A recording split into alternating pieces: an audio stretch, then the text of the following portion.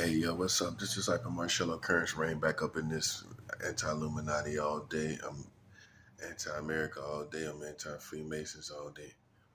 All right, so this message right here is going to be about rich African Americans, wealthy African Americans investing in housing for African Americans who now may be looked at by the government as disposable because they have now, Mexicans in place to be their workers, to labor in their country, and this is something that really has not been thought about. Now, before I go any further, I'm just keep it 100 for people that are ignorant, people that get off on sound bites and they can't read between the lines on people motives and can't read between the lines on between what on how people really feel. I'm not the type of person that knock any community per se. I judge people by what they do, not by what they say. And if you work hard, you know what I'm saying, I don't play or hate on that. Is I just look at it just comes back to equality. You know what I'm saying? If we see the American government providing opportunities for the Mexican American community, but they don't provide opportunities for the African American community, it's just all about it's all about coming back to equality. So that's what it basically is. You know what I'm saying? Equality doesn't just work where unfortunately in America, where it's a simple situation where, black people are just asking for rights or this, that, and the third, or asking to be treated only as their white counterparts. It's also about also seeing the programs that they provide for other ethnicities that they don't provide for the African Americans. Because like I've said before, you cannot explain to me how Mexicans are constantly coming here broke, only lint in their pocket, and they just dissolve into the American community. They don't come to the ghetto where all other Americans have to go to. They don't do that. They don't do that, right? So where do they go? If they come here broke with no money, where do they go? They can't even go to a job. Okay? So where do they go? They go to suburban like neighborhoods, almost low middle class neighborhoods where there's all type of opportunities and programs given by the government. The government made sure that the Mexican American community would be their labor force. They're going into the future.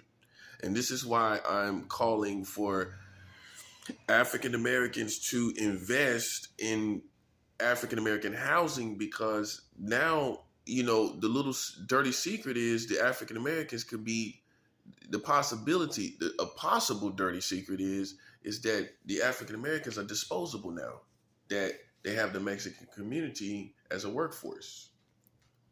So if you don't invest in housing and they're constantly tearing down ghettos in the southern neighborhoods, in the southern states and cities and neighborhoods, then you can't say how displaced they're going to be.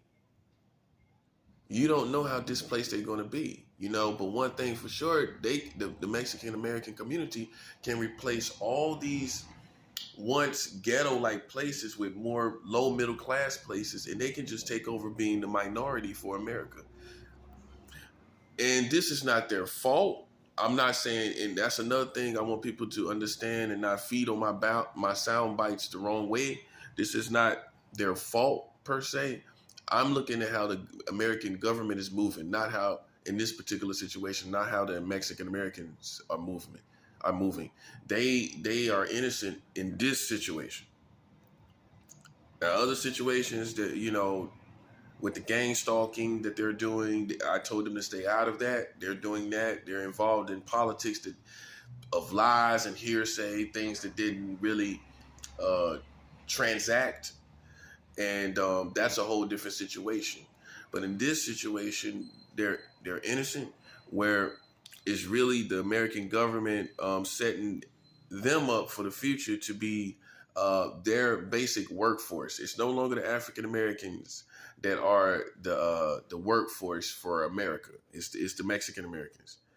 Okay, and so, and like I said, I don't knock somebody who works hard. If you work hard and got a work ethic, that's great. I'm not talking about that. I'm talking about opportunities that the African American community has never had. They have never made programs for the African American community. That's why you have Chinatown, and you have Chinatown is programs by the American community. The Chinatown isn't just there because of hard work. So for Mexicans here, pay attention to this. Pay attention to this information, so you can get another example of how they have done this before. Okay, the Chinese came here, right? They immigrated here, right? Just like Mexicans. Look at it for what it is. They came here just like Mexicans, right? They obviously migrated here, right? Okay, they migrated here, and slowly but surely, they got neighborhoods that obviously were funded by the American government. Okay, they didn't just come here with restaurants. They got programs, all type of fundings, all type of monies from the American government.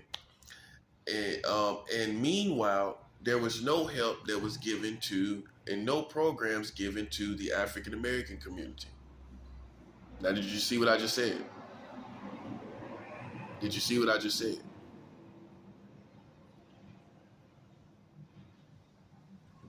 The Chinese came here, and this is no disrespect to them too, either. The Chinese came here, right? Jumped over the African Americans that were first in line as far as labor and the stripes that they the stripes that they had based on laboring and working here.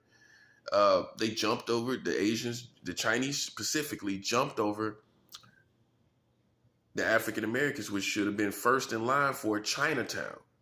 Also, being that really the Africans really wanted to be on their own, and white people didn't really want nothing to do with them. So they should have been first in line to be secluded or separated unto their own prosperous community, right or wrong. Considering slavery, considering really African Americans and whites didn't really get along, and they paid their dues. So that all that being said, it should have been a prosperous community. In every great metropolis for the African Americans away from white America. Now, part of the reason also is that we as a community, as the African American community, we kept running behind the white man trying to live where he lived. And I've said this in videos before. This is a mistake. That was a mistake. We should have did what Native Americans did also. Took reservation-like land. Took reservation land and utilized that and improvised with that and definitely had land of our own. We could have fought and asked for the same type of land or program for land that the Native Americans had, and we would have had definite land that we could have used to be away from the white American community. That's what we should have did. Instead of doing that, we wanted to run behind the white man. We wanted to run and live where he lived. We wanted to live in his neighborhoods. We want to live among him to prove something to him that we would never prove. And that was our mistake. So it was part of our mistake too. That why we didn't get our own community, because we didn't fight for it. We wanted to fight. We wanted to live among him. And and if you look at it for what it is, the Native American is more respected now than every ethnicity really. He didn't even though this is his land. He didn't fight to be among the white Americans. He didn't fight to live in his neighborhood. He separated and took his land and lived on his own. Now, up to date, he has more respect from white Americans than you do.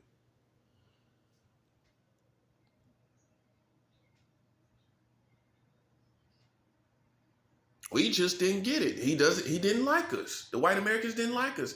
We just couldn't accept it. The Native Americans didn't care. They went on their own. They did what they did on their own. They stood on their own. And now they're more respected as a result. We just kept following behind somebody that didn't like us. And now there's this vendetta. There's this ongoing vendetta because in their ideas, we ruined their chance of a full white America. That's what their real smoke is with the African American community up to date. Their real smoke is we ruined their opportunities for a real white America. Okay? A full white America. So for the Chinese that came here, and this is no disrespect, but there should have been an Africa town before there was ever a Chinatown. In every great metropolis, there should have been an Africa town. Because we had came here, obviously we were enslaved, our ancestors were enslaved, and we came out of slavery, and we really had nowhere to go, we had no plan or whatever, and we paid our dues, obviously, and we should have had that, we should have been first in line for a Chinatown before the Chinese. And this is what you got to look at. So for Mexican Americans, pay attention. This is the second time this has happened. And you still hear African Americans not paying attention. They don't pay attention to it. They don't pay attention to it. Because neither ethnicities, whether it be the Chinese or the Mexicans, they ain't gonna tell black people what's going on. They ain't doing it. Chinese still say, well, you should have the same thing. You should have your own neighborhoods with your own money and your own situation away from the white man, considering how he treated you. You shouldn't still be up under him. The Native Americans aren't up under him either. We're the only people that were really oppressed by him, and we still up under him. That's what I'm trying to show you. And the ghetto is just a place to monitor you. That's all it is. All it is a place to monitor you, and crime gives them legal right to monitor you. That's why it's a whole ongoing game of crime, intentional drugs being brought in, because this is the part that people hit on. The drugs are brought in so also to give them right to monitor you. Boom, ow, that's a 7. That gives them legal right to monitor you. Okay? If there was no drugs, there was no crimes, you could get off in your own neighborhood, even though it's the ghetto, and you could have peace. You can elevate spiritually. You can have all kind of things. You see what I'm saying? And the people could be elevating spiritually in a trance almost. All the whole community just spiritually, focus on God. But see, they stopped that possibility with drugs and the whole drug trade. Now they have legal right to come in and monitor you. They ain't monitoring no other community like that. They ain't monitoring Chinatown like that. They ain't monitoring these Mexican neighborhoods like that. That's what I'm saying. You got to pay attention. So for Mexican Americans, you can't take it personal, because this is the second time. I'm showing you more than one time. I'm showing you another thing I see, and when I'm talking about another ethnicity as well that was in the same situation. This is the second time it's happened. And now, being it's the second time, how everything is going, besides it being the second time, being there's so many people that they can use as a workforce besides the African Americans. The possibly dirty little secret is African Americans are now disposable as a community. And listen, although you have the culture cannot uphold a community. And listen, it is not upholding a community. All they're doing is fleecing the community. For the most part, they're fleecing the community. Just like sheep. You have sheep, and whoever has the sheep, they fleece the wool off the sheep. They fleece the wool. That's the term for it. It's fleecing. which is when you fleece the wool, the goods you're fleecing the goods off the sheep. That's all. Many would say that's all the American, African American show business and all of the entertainment industry is doing. They're fleecing the community. That's what many would say. Okay, but the bottom line is this: they're not funding for a housing community outside of the African American ghetto experience. They're not doing that. They're not doing it. Okay, the rich African Americans are not putting their monies together. I know one person can't do it, but being that it's all so many people with money, the more people is with money, the less you actually have to give as a person. Look at all these people with money, and your main goal should be is to if you treat your people as your support system, is to not that you're using them, but they're your support system. So you got to take care of your support system. If what you should be doing is housing them in a better situation because they're your support system.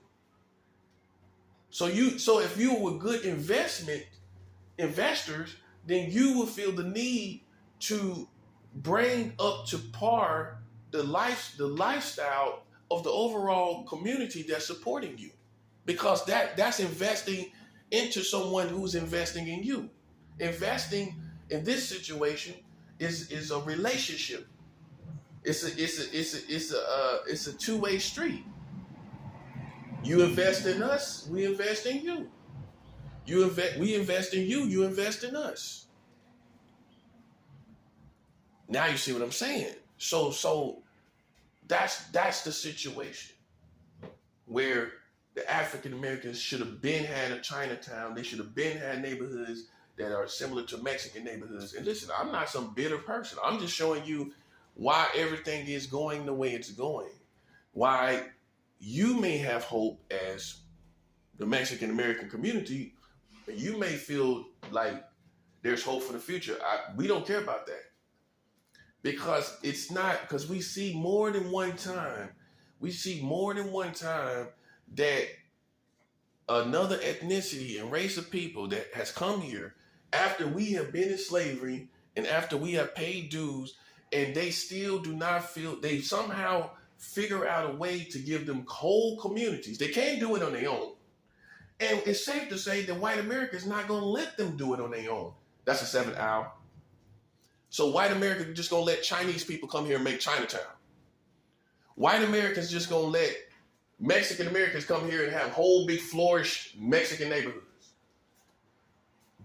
Use your brain, use common sense. Obviously, white America is allowing that. They're a part of that. They allow the Chinatowns. They allow Mexican neighborhoods and that obviously didn't get there on their own. White America had to have a part in it. And that's what we talk about. It ain't just hard work. Slaves was working hard. Blacks was working hard after slavery. Okay, you're looking at now a war-torn community with drugs and gangbanging and killing and all of that. You looking at all this war-torn community, and you saying people are lazy, and it's a war that's going on that is not affecting these other ethnicities. So it's easy, and I'm gonna do a video about this. It's easy to judge people for being lazy, but in the African American community, but you're not looking at the psychological wars that are going on, the psychological aspect of the situation of the community, because a lot of people are just psychologically war torn, and this is a part of the aspect of humanity that the government and other communities have not thought about and talked about. You ain't talked about the fact of how psychologically war torn the community is from all of this stuff that's going on. Yeah, it's kind of hard to want to work when you feel like the enemy in your own country, when you feel like all of this is against you, when you're seeing your own community being killed. It's hard to find some motivation. Okay, and so it's worth talking about, we can admit. It's worth considering, we can assume. Okay, and this is the part that people have trivialized because we just feel that, oh, people should just be able to go out and work at all times, at all times, at all times. But you're not looking at the psychological aspect of the situation. Okay, so when it comes to um, people with money, I'm just showing you what you should do. I'm just addressing all the real issues in America. That's why you know I'm not biased. I'm talking about all of it. I'm keeping it 100 about all of it. You know, I feel personally that the dirty little secret is that the African American community is now just disposable. If you left, if we left, they would just all they would do is just in a cartoonish manner, is just bring in the Mexicans. That's all they would do. That's all they would do. That's what I'm trying to get you to see. It's already in place. If that happened, all they would do is bring in all the Mexican American community. That's all they would do. And like I've said time and time again, you can't explain how there is no money. They have no money and they come here and just disappear. That's insulting my intelligence because the first thing some people gonna say, well, we work hard. I can work hard for free. You have to have an opportunity. And the government is giving you those opportunities. You don't just come here and just say, well, I work hard, and all of a sudden you got a whole neighborhood. You have to have opportunities. And so and the reason why African Americans don't know what's going on is because it's been a little kept secret for them to stay away from African Americans. Because see, if we had joined, then there would have already been a rebellion. There would have already been in a rebellion, and you don't know what would have happened. So they try to keep us separate from them so that they can keep a perfect workforce that doesn't get in politics, that doesn't really, you don't see really Mexicans in politics really like that. And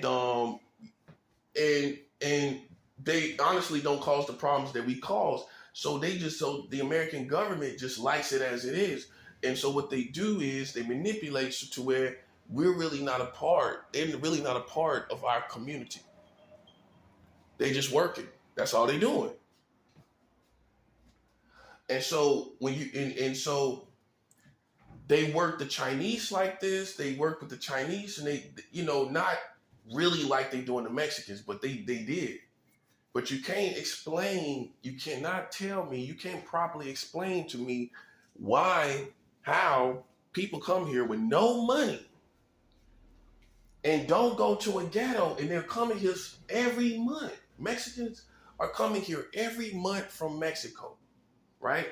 They're coming here every month from Mexico, right? Okay, so explain to me how people are coming here every month from Mexico and they don't have no money and they just dissolve into our community. Explain that to me. Because I can explain it to you.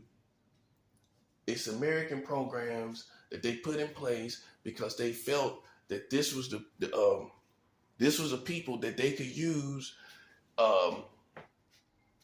as a workforce.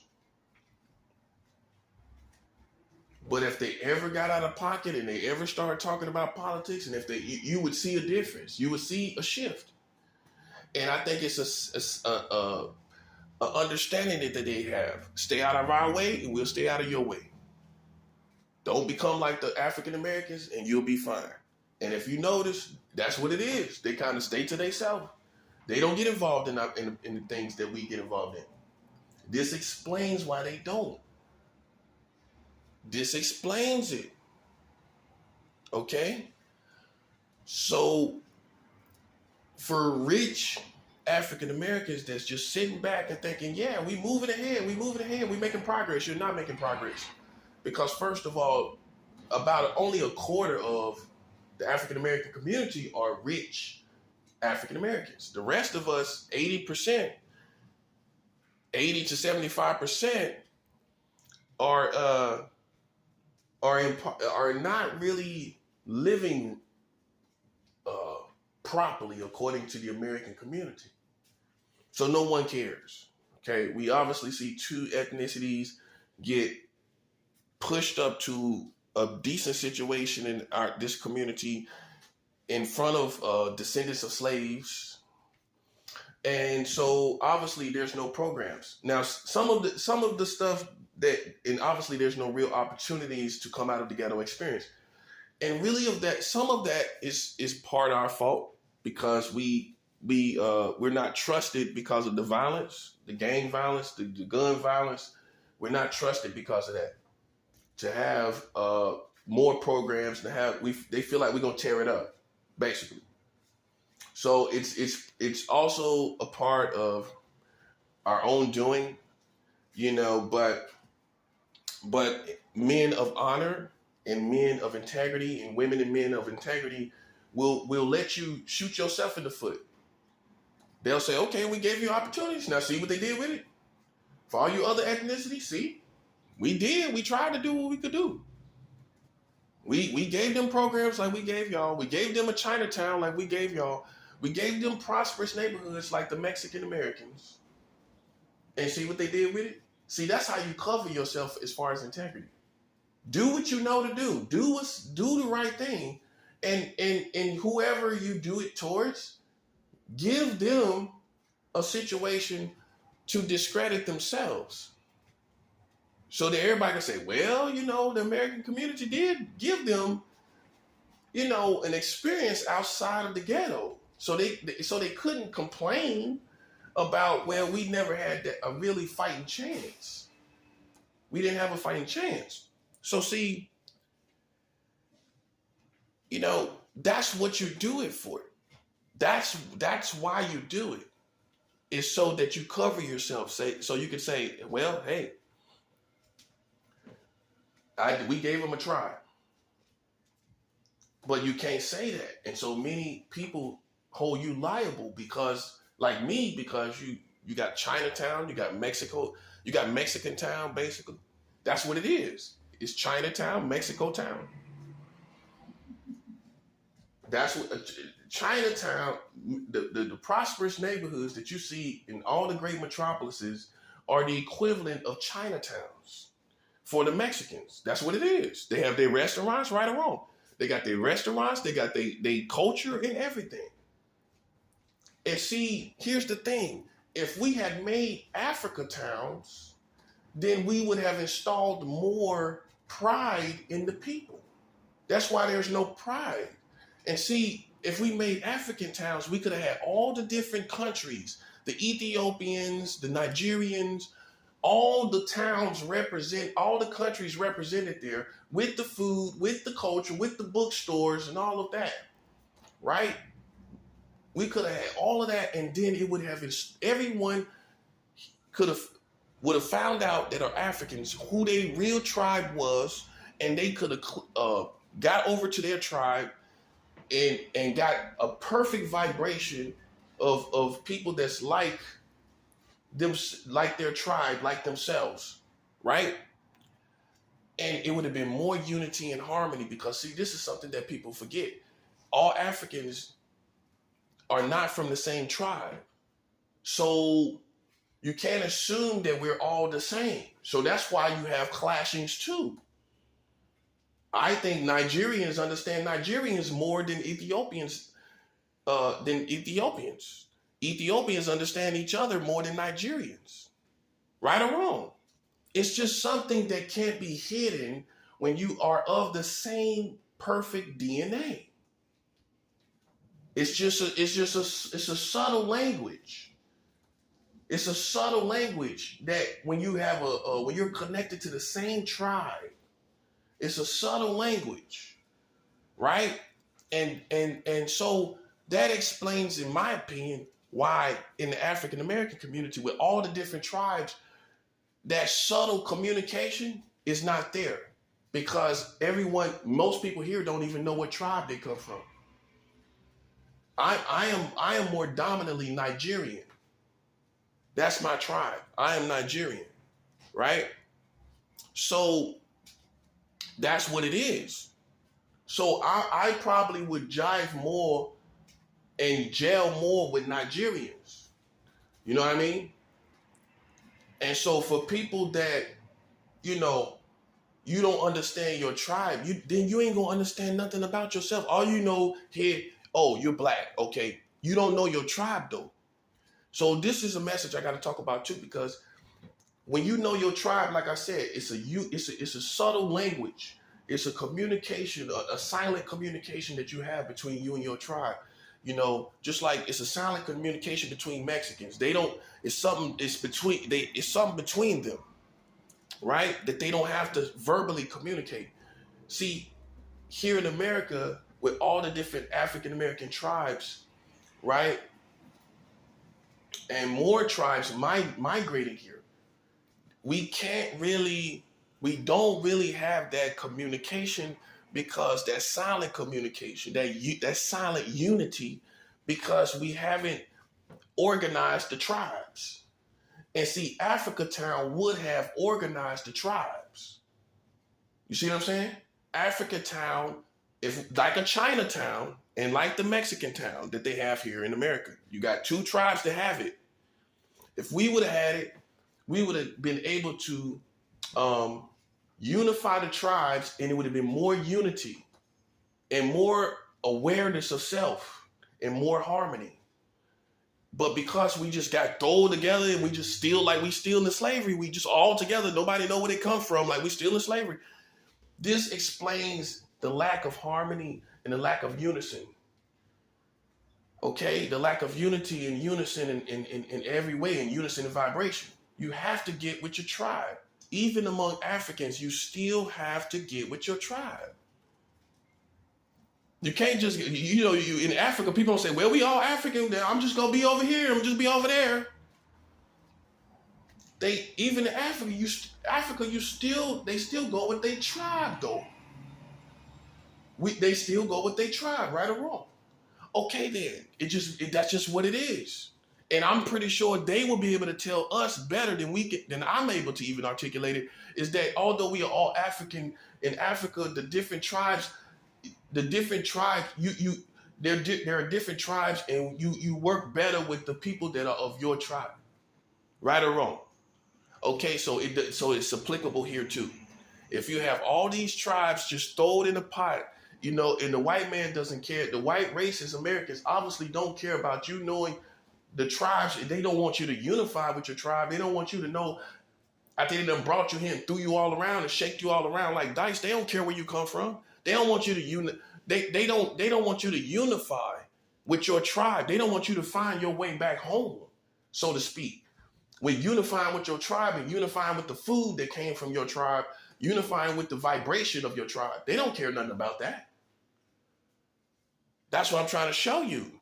They don't care nothing about that. And this is something that we have to honestly say we have not cared too much about. We have to, the first thing you need to do you can't listen to ignorant people. You need to go see your DNA and not be a conspiracy theorist thinking they're doing something with it or whatever. You need to go see who you are so you can understand your vibration, so you can understand who you are and see who you are, because your DNA makes up your vibration. Whether you like it or not, your DNA makes up your vibration. Okay? So you need to go and see what tribe you come from. You're African. Okay, now let's go a little further. What tribe do you come from? Okay? That's the next step. That's what you should do. If you're pro-black, you should be able to tell me what tribe you were from. You shouldn't be, listen, man, you can be a conspiracy theorist all your life. This is what separates me from conspiracy theorists. People could say, I don't want to get my DNA, we don't know what they're doing with it. Come on, man. It's science. It's easy science. It's 1, 2, 3 science. It's not even complex science. Okay? You're just identifying yourself. You go to the hospital all the time and give blood anyway. I mean, for real. You go to the hospital and they can do with anything what they want to do with that. What's the difference? Okay? So if they really wanted to do something with your blood, they could have been done that long time ago.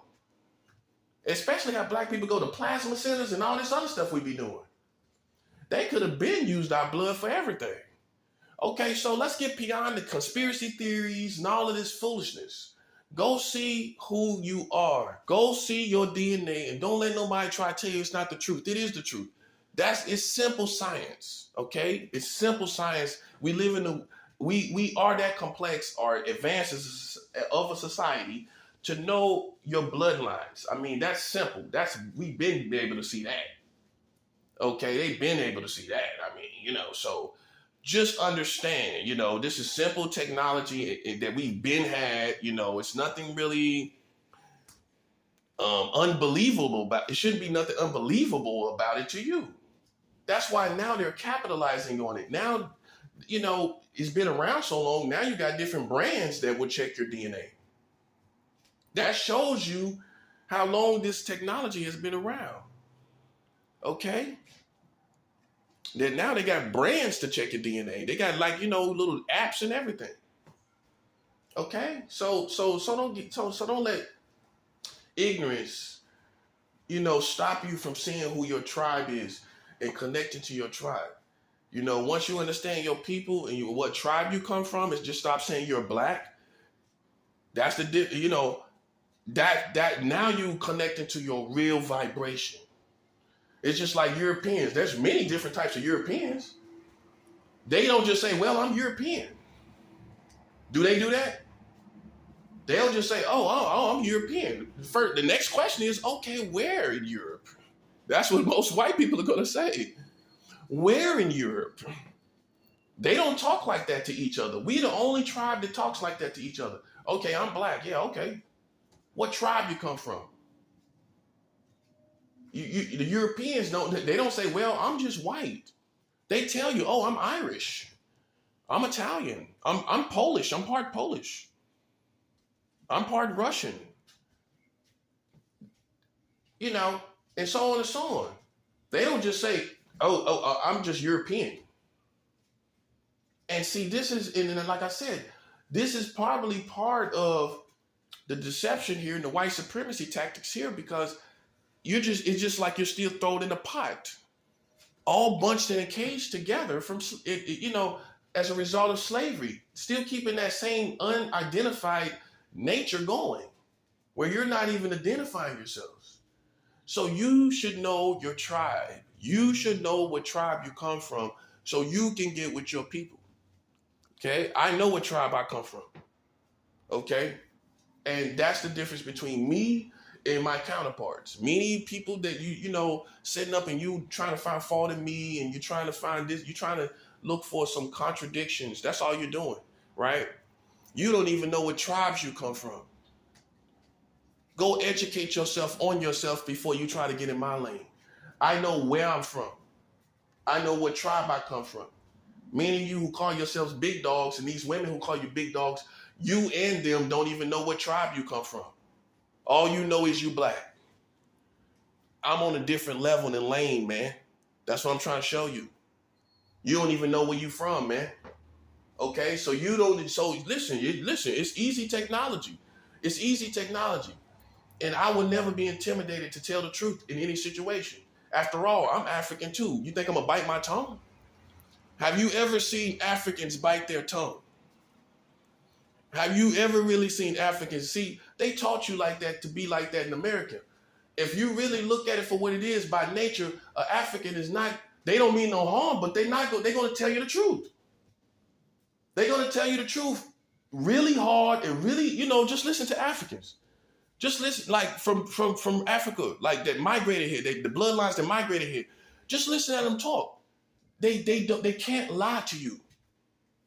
You know what I'm saying? You're used to crafty people, in America lying to you and minking words and things. And so by the time someone that's African come to you and talk to you, you want to hear the half truth. You don't want to know the truth totally. You don't want someone to be totally honest with you. You're not used to that approach. But that's in African nature. That's an African energy, in other words. I can't sit up and lie to you. You know, if you don't know your tribe and you don't, how can you act like you in my lane? How can you act like you on my level when you don't even halfway know who you are? You haven't even connected to your vibration. Because you don't know it.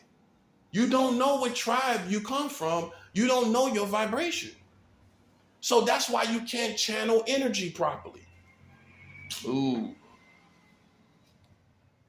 If you know Jesus Christ, if you come to Christ, you can channel your energy properly. Right? But it would be even better if you knew what tribe you came from. It would be even better. And so that's why, you have to separate me from people, because people got all this money and people got all this status in the hood, but you don't know what tribe you come from, man.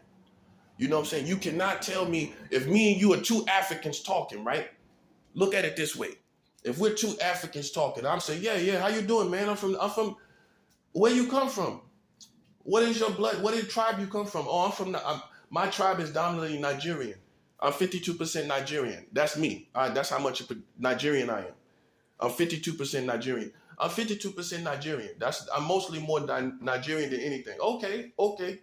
And I'm from Ethiopia. Okay. Now you know what vibration you're dealing with. Now you know what tribe you're interacting with. And many of you do not know what tribe you're interacting with. And this is, in my opinion, this is why it's been confusion and conflict among us, because we have not unified, we have not organized the tribes. We have not organized the tribes. We still haven't done it. We still haven't done it. In the African American culture, we have not organized the tribes of Africans. By our culture, we have not taught ourselves and each other to do this. And we would be more organized as a people. We talk about being organized all the time. This comes with being organized. Okay, in the African American community, you got the descendants of Nigerians, you got the descendants of the Ethiopians, et cetera, et cetera, et cetera. Now you see what I'm saying. And then the vibrations are good. And if things don't work with certain tribes, okay, you still can go with your tribe. Your tribe knows you better than anybody else. You go back to your tribe, you stay with your tribe. Instead of just saying we're all black, and really, we obviously we all come from different tribes. We all come from different tribes. And this is how you perfect unity. This is how. You can't perfect unity among African Americans if you do not organize the tribes. This is how you perfect the unity, through organizing the tribes that you have here. Okay, this is this is that, this is that, put that over there, put this over there. Okay, now go get with your tribe, get that unity going, right? With people that have that same vibration, that silent communication that you can share with them. Get with them. Okay, now we'll get back with you later. You see that? We'll get back with you later. Go get that unity on and get self-identity going on and all that good stuff. Then we'll get back with you later. Years later, now we have representatives to each tribe. Now we have politics and everything. This is how it should have been. Now you see what I'm saying? If we were focused, this is how it would have been. The drugs came in, things came in. We kept trying to run where the white man was at, but this is what would have happened if we was organized. We would have then had ambassadors, leaders that talk to each other. Okay, Nigerians leader talking to the Ethiopian leaders. They want to do this, they want to meet here, they want to do this, they want to do that. We all unite together to get this done here in America. This is how it should have been done. None of your leaders talked about this. Think about it. Look at it for what it is. We talked about unifying black people. We talked about unifying the Africans, but we did not talk about organizing the tribes of Africans, which is important when it comes to spirituality and a greater understanding of unity and identity. If it was for no other reason to unify the tribes, It should have been for identity's sake. It should have been for identity's sake. And see, that's where we dropped the ball as well, right there. Now, we can't blame any particular people. It was a collective failure, if you will. Okay? And so if we had Africa Town before there was Chinatown, and before there was Mexico Town, if we would have had that with the tribes organized, all this killing wouldn't be going on, because all the tribes would be organized at the Africa Towns, organized, and everything, and we would have more self-love and love for one another. And we would be having, and because we would be part of our tribe, we wouldn't be killing each other. Because we wouldn't kill our own tribe like that. This is all because we still are in the cage, so to speak, not knowing what tribes we come from, and we still haven't found our way after slavery back to our identity. And many of us can say, well, most of us came from the West Africa and all of that. But no, but you need to be sure about that. You need to be absolutely sure about that. Your bloodline is your bloodline. Your family is your family. All you know is you here. That's how you got to look at it. All you know is that you're here. Okay? You don't know the story of your family bloodline. Some of you do. Okay? Just like some of us know our DNA. Some of you know the story. But many of us, on the average, we don't know the story, so you can't say. You can't say. And I'm not trying to shame any Oprah Winfrey, but Oprah Winfrey, what I respect her for is she checked her DNA, and she found out that she is not a descendant of slavery. And this is something that African Americans have to be very careful about, because and this goes back to knowing your story. You would assume that we're all descendants of slavery. This is not true. Okay? Oprah Winfrey went and took her DNA, and she found out, and she shared it on international TV. Just in case you don't believe me, I'm all about facts. That's one thing on my channel you will find. Nothing but the facts, for the most part. 99.1% of the time, you're going to find nothing but the facts. She did the DNA with Chris Tucker and TD Jakes. They all checked their DNA. They see this. Some people have seen this to be important. Okay, so on this show, there was Chris Tucker, Bishop TD Jakes, and there was Oprah Winfrey as well. And this was like 15 years ago, something like that. 10, 15 years ago, something like that. Yeah, between 15 years ago and 15 plus years ago, something like that. But Oprah Winfrey found out that she was not a descendant of slavery. She cried on the show, and but she knows who she is. Now, some would say this explains why, spiritually speaking, spiritual people will say, now listen to this closely. Some people would say this is why she is very wealthy, because her bloodlines did not go through the slave trade, which is a curse, is a bondage. It's beyond poverty to a human being, to a bloodline. And it definitely restricts wealth. Some would say, spiritually speaking, it is a curse to wealth, basically. Okay, that spirits will try to keep going from generation to generation. And some would say this explains why she is very wealthy, because her bloodline was not exposed to extreme poverty through slavery. Now, some people didn't think about that. That's instantly what I thought about. Is that the reason why she's very wealthy, because she didn't have the curse of slavery on her bloodline. And this is a spiritual thing that we can't explain. All we know is poverty goes from generation to generation in our community, in the African American community.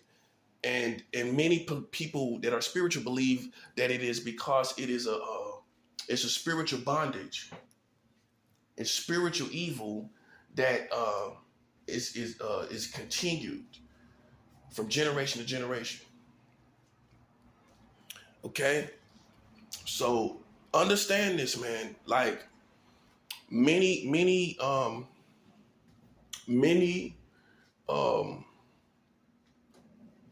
people may that are white Americans that are racist may start to look at the African Americans as a disposable community because now they have the Mexicans. Because if you listen to George Bush Jr., right? You remember when he was saying, yeah, bring the Mexican here. They do jobs that the Americans don't want to do.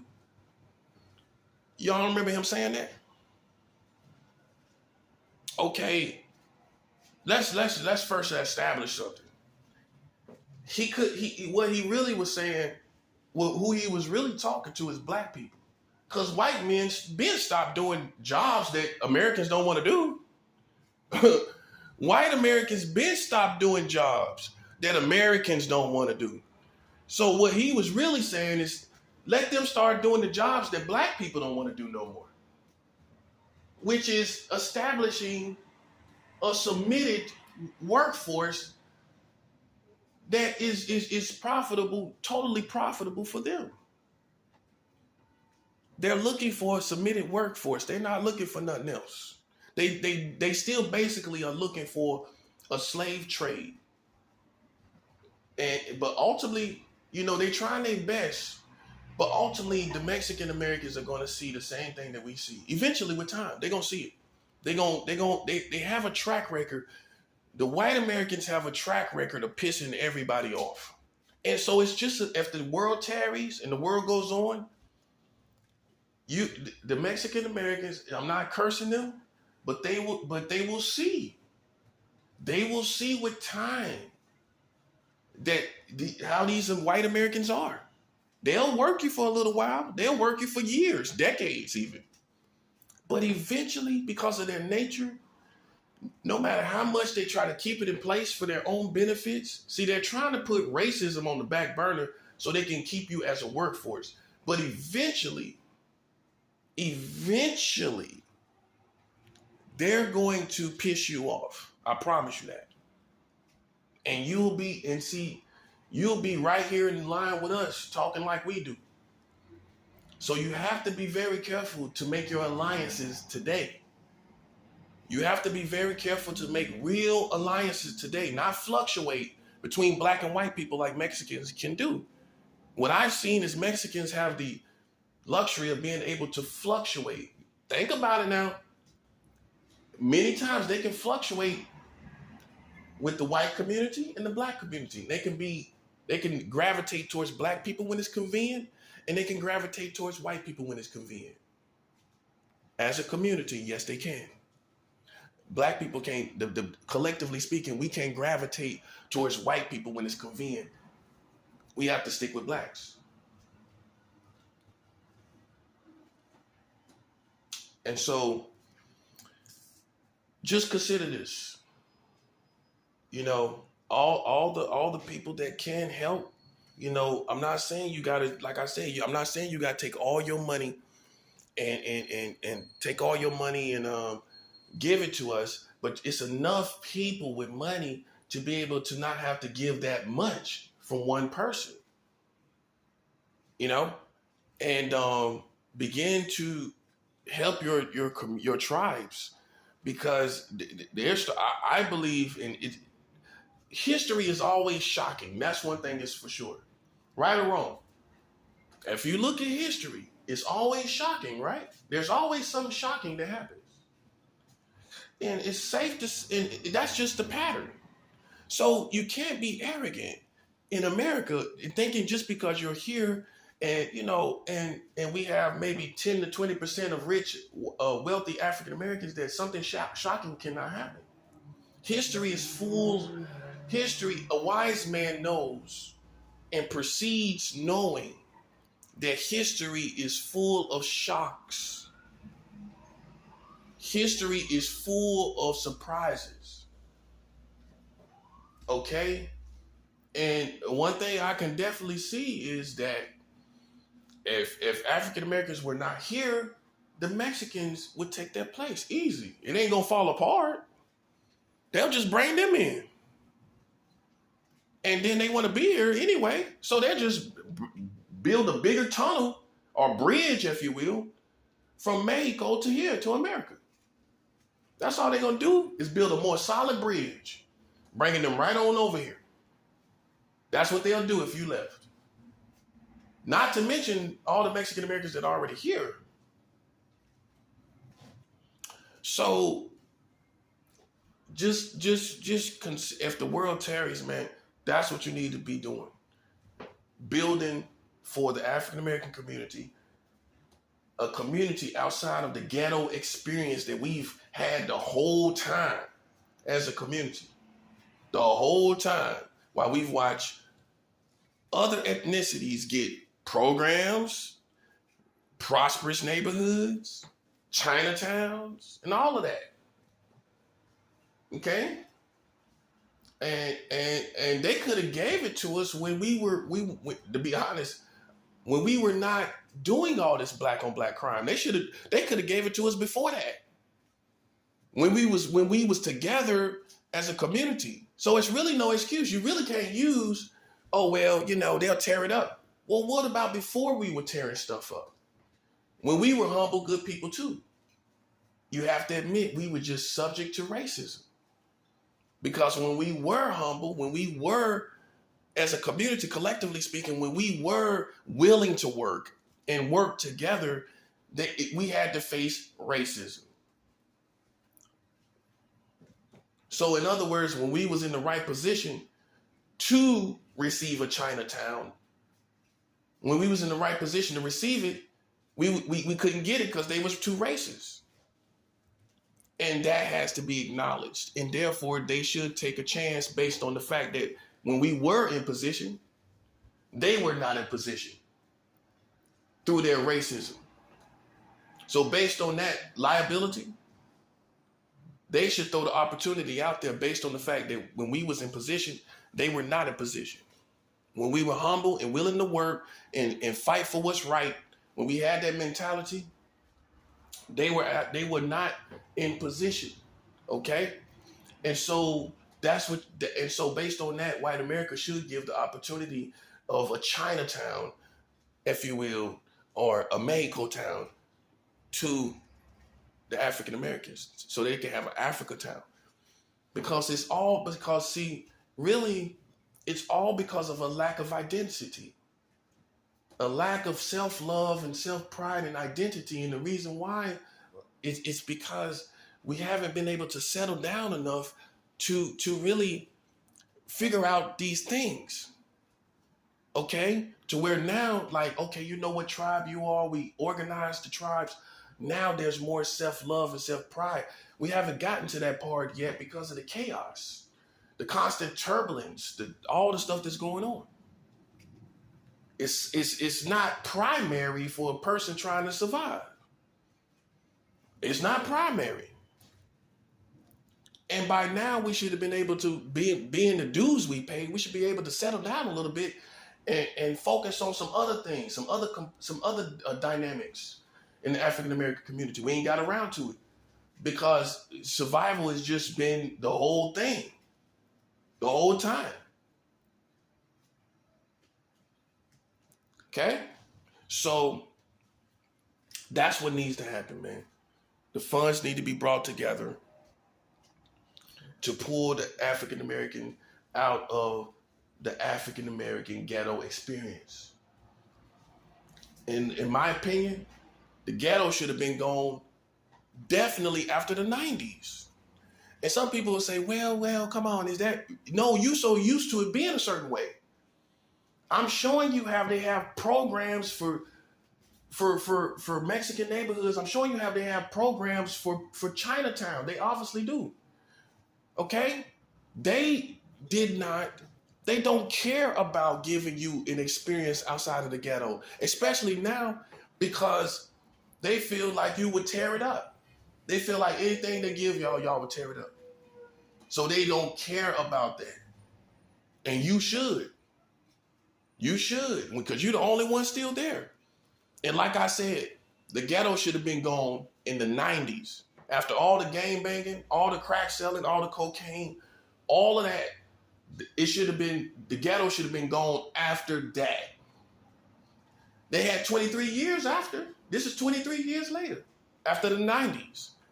It's 23 years later after the 90s. Wow, right? 23 years later after the 90s, which was the last decade in America, in my opinion. And I'll get on that when I'll do a video on that. The 90s, the 1990s was the real last decade of America.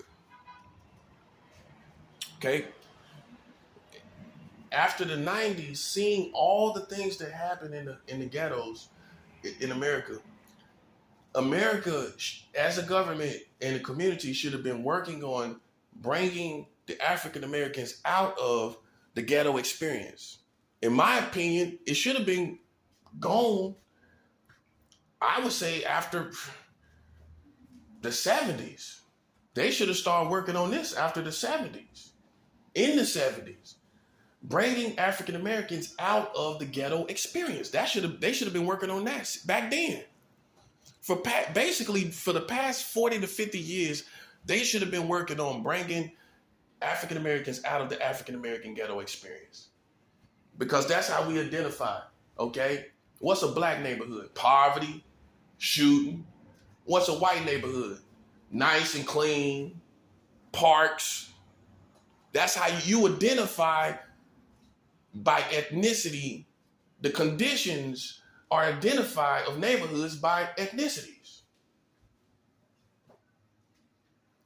So if you look at the black neighborhood, it's a certain condition. It's not, well, you don't know because you ain't been there. You can't say. You identify by a certain ethnicity. The conditions are identified by a certain ethnicity that lives in that neighborhood. That's a black neighborhood. What you thinking when they say that? When your own people say, well, that's a black neighborhood. What that means to you? If they say it's a white neighborhood, what that means to you? See what I'm saying? It's identified ethnicities. A certain ethnicity identifies, that's in a neighborhood, identifies the condition of that neighborhood. Which means, in all actuality, the African Americans are not, we only identify with a ghetto experience. And here's the thing, no one else does. No one else here does. And here's the other thing. You're first in line for not having to. You shouldn't have to. Your ancestors paid dues. You should, and see, in other cultures would have been got this situation right. If it was the Italians, they would have been got this right. Our ancestors worked in slavery. We're going to make sure they would have been got this right. If the Irish had went through this, they would have been got this right. If any other ethnicity had went through this, they would have been got this right and been got them out of that situation. If any other ethnicity had paid those dues, not asking for a handout, paid those dues, right? Went through all that discrimination and racism, right? They would have been got them out of that situation. And we was too shell-shocked. We've been too shell-shocked the whole time to do so. So like I said, I got to do a video about that because, man, that's true. That's true, man. Any other ethnicity would have, having our track record of dues being paid, would have got this straightened out up here in America. They wouldn't have been having that now. We paid too many dues. Ain't nobody else should be getting, it shouldn't be no Chinatowns till we get one. It shouldn't be no prosperous Mexican neighborhoods till we get one. That's how you should look at it. But here we are. You know what I'm saying? Here we are. That's why I'm saying, so, we need, people that do have wealth to start, that are African American, and those who do truly support the true survival of African Americans, not the culture, The culture ain't nothing but a trap. Okay, I'm talking about people who support, because it's here in America, so you know it's deception in it.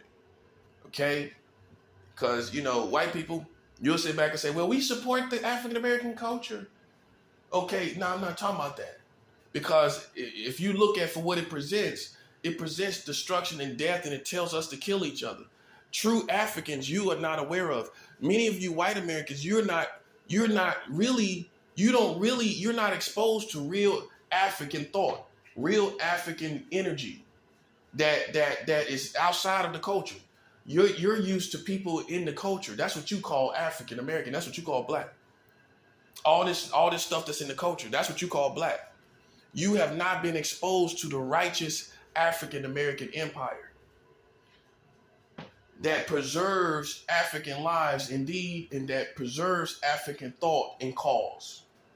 Many of you white Americans are not even supporting that, and you're not a part of it. You're not exposed to it. What you're exposed to when it comes to African Americans is the African American culture and people that's in that culture. And I'm not saying all people are wrong there. There's some good people there that's fighting for the right things there, but that is not a good enough image or identity for the African here in America. And so what you need to do, if you call yourself really down or supporting, what you need to do is support the righteous African empire.